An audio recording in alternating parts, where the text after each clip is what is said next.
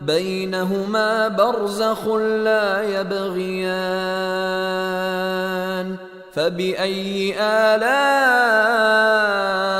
ربكما تكذبان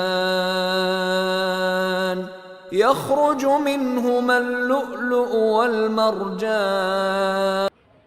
Bismillahirrahmanirrahim. Assalamualaikum warahmatullahi wabarakatuh. Alhamdulillahi rabbil alamin. Kita bersyukur kepada Allah Subhanahu wa taala atas nikmat yang diberikan Allah kepada kita semuanya. Mudah-mudahan dengan nikmat yang Allah berikan kepada kita, bersemangat diri kita untuk mempelajari ilmu agama. Selanjutnya kita berselawat kepada Nabi Muhammad Rasulullah sallallahu alaihi wasallam. Allahumma shalli ala Muhammad wa ala ali Muhammad. Ustaz tidak akan bosan-bosan mengingatkan kepada anak ustaz semuanya bahwa kita diperintahkan untuk memperbanyak selawat kepada Rasulullah sallallahu alaihi wasallam karena kita ingin mendapatkan nanti syafaat dari Rasulullah sallallahu alaihi wasallam. Tentunya mengamalkan Al-Qur'an dan As-Sunnah berdasarkan pemahaman salafus saleh.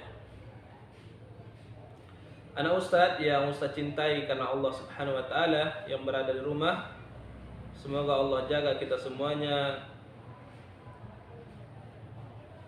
dan Allah beri kita kenikmatan di dunia dan di akhirat. Kita lanjutkan pelajaran kita anak Ustadz, yaitu akidah akhlak.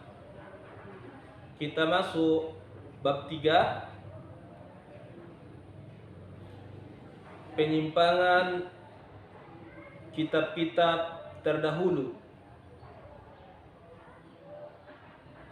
dan manfaat beriman kepada kitab-kitab Allah Subhanahu wa taala. Poin A, penyimpangan terhadap kitab-kitab terdahulu orang-orang Yahudi dan Nasrani. Dua agama ini disebut dengan ahli kitab. Orang Yahudi dan Nasrani yang hidup sekarang meyakini keaslian kitab suci masing-masing.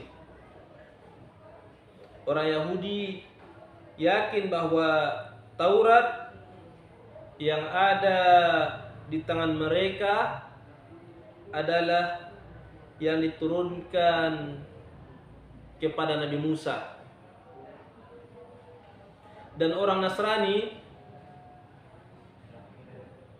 meyakini bahwa Injil yang mereka pegang adalah yang diturunkan kepada Nabi Isa alaihissalam. Benarkah keyakinan orang Yahudi dan Nasrani tersebut?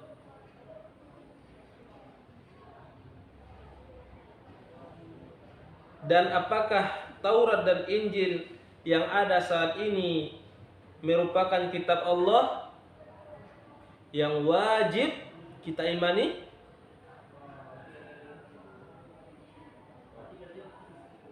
Jawabannya adalah kitab suci yang ada di tangan ahlul kitab, yaitu Yahudi dan Nasrani, saat ini bukanlah kitab suci yang Allah turunkan kepada nabinya. Jadi kitab Injil yang sekarang, kitab Taurat yang sekarang itu bukanlah kitab yang bersumber dari Allah Subhanahu wa taala. Taurat yang ada sekarang bukanlah Taurat yang dahulu diturunkan kepada Nabi Musa. Injil yang ada sekarang bukanlah Injil yang diturunkan kepada Nabi Isa alaihissalam. Hal ini karena kaum Yahudi dan kaum Nasrani telah mengubah isi dan kandungan dari kedua kitab suci tersebut, sebagaimana Allah sebutkan di dalam Al-Quran. Jadi Ustaz, kita meyakini bahwa Injil yang sekarang, Taurat yang sekarang, yang ada di orang Yahudi dan Nasrani, keduanya bukan bersumber dari Allah Subhanahu wa taala, karena mereka telah mengubah kitab tersebut. Dengan begitu, Taurat dan Injil yang ada sekarang bukanlah kitab suci yang kita diperintahkan untuk mengimani semua isinya sebagai kalamullah. Kita hanya mengimaninya sebagai kalamullah jika terdapat di dalam Al-Quran, atau Al-Quran menyebutkan bahwa hal itu disebutkan di dalam Taurat dan Injil. Selain itu, kita mengetahui bahwa ajaran Taurat dan Injil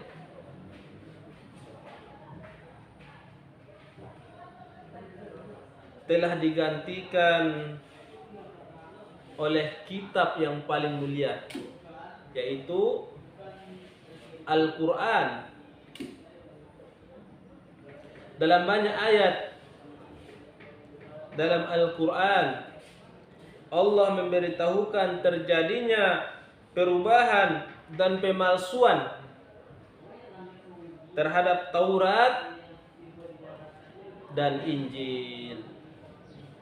Sebagaimana Allah Subhanahu wa taala berfirman dalam Quran surat Al-Baqarah ayat 75.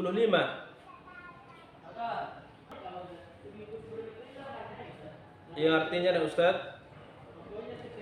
maka apakah kamu muslimin sangat mengharapkan mereka akan percaya kepadamu, sedangkan segolongan dari mereka mendengar firman Allah lalu mereka mengubahnya setelah memahaminya, padahal mereka mengetahuinya. Jadi orang Yahudi, orang Nasrani, mereka mendengar firman Allah Subhanahu wa taala. Namun apa yang terjadi? Mereka mengubahnya setelah memahami firman Allah Subhanahu wa taala. Selanjutnya Ustaz, orang-orang Yahudi menyimpangkan Taurat. Mereka mengubah dan menggantinya. Jadi mereka menyimpangkan Taurat dan menggantinya, serta mempermainkan hukum-hukum di dalamnya.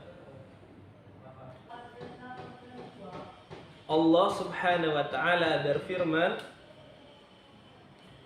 minal ladzina hadu yuharrifunal kalima an mawadi'ih wa yaquluna sami'na wa asayna. Ya, artinya Ustaz, yaitu di antara orang Yahudi yang mengubah perkataan dari tempat-tempatnya, dan mereka berkata, kami mendengar tetapi kami tidak mau menurutinya. Jadi Allah katakan di dalam Quran surat An-Nisa ayat 46, orang Yahudi itu mereka mendengar firman Allah Subhanahu wa taala, tetapi mereka tidak mau menurutinya atau mematuhinya. Orang-orang Yahudi menyimpangkan Injil, mereka mengubah hukum-hukumnya. Di antara bentuk pengubahan yang dilakukan orang Yahudi dan Nasrani adalah mereka menyatakan bahwa Allah itu mempunyai anak, padahal Allah Maha Suci dari sifat demikian. Sebagaimana dalam firman Allah Subhanahu wa taala Quran surat At-Taubah ayat 30, Allah Subhanahu wa taala berfirman, wa qalatil yahudu Uzair ibn Allah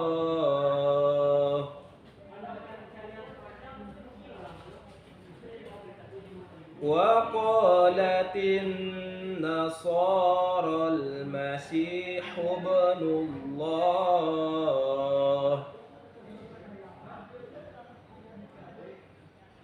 dzalika qauluhum bi afwahihim yudahiuna qaulal ladzina kafaru min qabl qatalahumullah anna yufakun. Yang artinya Ustaz, dan orang-orang Yahudi berkata Uzair itu putra Allah, dan orang-orang Nasrani berkata Al-Masih putra Allah. Itulah ucapan yang keluar dari mulut mereka, dari lisan mereka. Mereka meniru ucapan orang-orang kafir yang terdahulu. Allah melaknat mereka sebagaimana mereka sampai berpaling.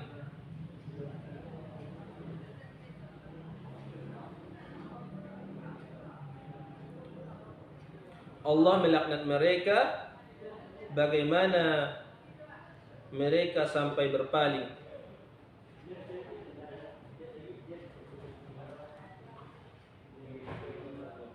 Kita ketahui ya Ustaz, bahwa sesungguhnya barang siapa yang mempersekutukan Allah dengan sesuatu, maka sungguh Allah mengharamkan surga baginya, dan tempatnya adalah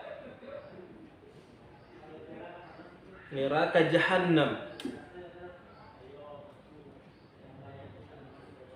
Maka dikatakan orang Yahudi, orang Nasrani, maka kalau mereka tidak masuk ke dalam agama Islam, maka mereka akan ditempatkan di neraka Jahannam, dan mereka kekal selama-lamanya di dalamnya. Demikianlah Allah menjelaskan bahwa kaum Yahudi dan Nasrani telah mengubah firman-Nya. Mereka melalaikan peringatan-peringatan Allah, bahkan dengan lancang mempersekutukan Allah di dalam kitab-Nya, padahal Allah Maha Suci dari semua itu. Mereka juga memasukkan pikiran-pikiran dan kepentingan mereka ke dalam Taurat dan Injil, sehingga Taurat dan Injil yang ada saat ini tidak bisa dikatakan sebagai kitab Allah Subhanahu wa taala. Hikmah iman kepada kitab-kitab Allah, yang pertama, kita akan semakin yakin betapa Allah sangat mengasihi hamba-hambanya. Diturunkannya kitab suci merupakan bentuk kesempurnaan rahmat Allah, dan Dia menurunkan kitab tersebut kepada setiap kaum sebagai petunjuk bagi mereka, agar mereka bisa mencapai kebahagiaan di dunia dan kebahagiaan di akhirat. Yang kedua, kita akan memahami banyak hikmah Allah dalam syariatnya. Allah menurunkan bagi setiap kaum syariat yang sesuai dengan keadaan dan karakter kaum tersebut. Yang ketiga, kita akan menjadi hamba-hamba Allah yang pandai bersyukur kepada Allah. Inilah pembahasan kita hari ini, Ustaz. Kita cukupkan dengan doa kafaratul majlis. Subhanakallahumma wa bihamdika asyhadu an la ilaha illa anta astaghfiruka wa atubu ilaik. Assalamualaikum warahmatullahi wabarakatuh.